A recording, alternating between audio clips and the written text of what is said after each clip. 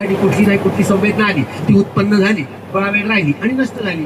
याला हे वेदनेच्या तीन क्षणांमुळे एक चित्त हे एक आणि याला क्षणिक समाधी म्हणतात. 5 मिनिटं, 10 मिनिटं, 1 तास, 2 तास, 3 दिवस, 4 दिवस याला उपचार समाधी म्हणतात. आणि जेव्हा एखादा खंबा गाळलाय, कधी हलणार नाही, डोलणार नाही, याला अर्पणा समाधी म्हणतात. ते अजिबात एवढी परिपक्व असते. त्रिविध समाधी, क्षणिक समाधीपासून उपचार आणि उपचारापासून अर्पणापर्यंत पोहोचणं, याला विखंबन प्रहाण म्हणतात. हे विखंबन प्रहाण समुच्छेद प्रहाणापर्यंत पोहोचतं.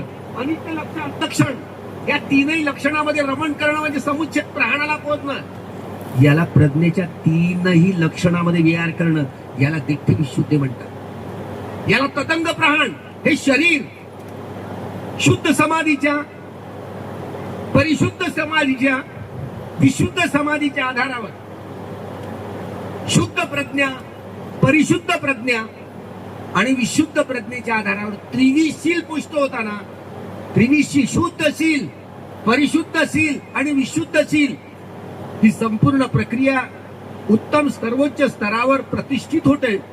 तिला शील विशुद्धी म्हणतात. याला तदंग प्रहाण म्हणतात.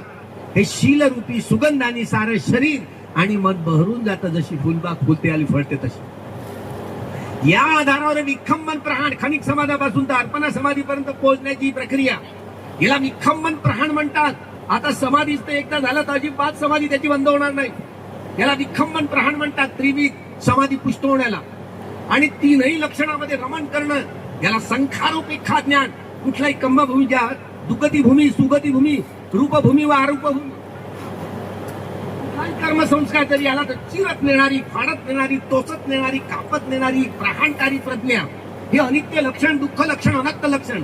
आता मी बळबळची सवय झाली ना, त्याच्यामुळे तुम्हाला हे शब्द कधी कधी लक्षात राहतात. ही प्रहाणकारी प्रज्ञा निर्माण होणं, याला म्हणतात दिठ्ठी विशुद्धी. हे तीनही पाहिजे, शील विशुद्धी, चित्त विशुद्धी आणि दिठ्ठी विशुद्धी. या आधारावर सगळ्या प्रकारच्या जेवढ्या आहेत मिथ्या दृष्टीच्या सगळ्या धारणा दूर होतात. आपले संदेह दूर होतात, विचिकित्सा दूर होतात. कांक्षा वितरण ज्ञान विशुद्धी हा चौथा टप्पा परिपूर्ण होतो. याला कांक्षा वितरण ज्ञान विशुद्धी म्हणतात. 5वा हा मार्ग आहे, हा अमार्ग आहे. तुम्ही केलीच नाही तर तुम्हाला काय समजेल, कसं समजवायचं सांगेल. ज्यांनी केली ना त्यांना माहिती आहे. सुखद वेदना आली, प्रतिक्रिया करून रागाच्या गाठी बांधतो, तर दुःख निर्माण करतो. मात्र सुखद वेदना आली, अनित्यबोध पुष्ट झाला की हे निर्वेद ज्ञान आहे, निरासक्तीचं, हे शुद्ध चित्ताचं ज्ञान आहे, जे आपल्याला मुक्त करते. त्या चित्त क्षणासाठी का होईना हे समता पुष्ट झाली, हा मार्ग आहे.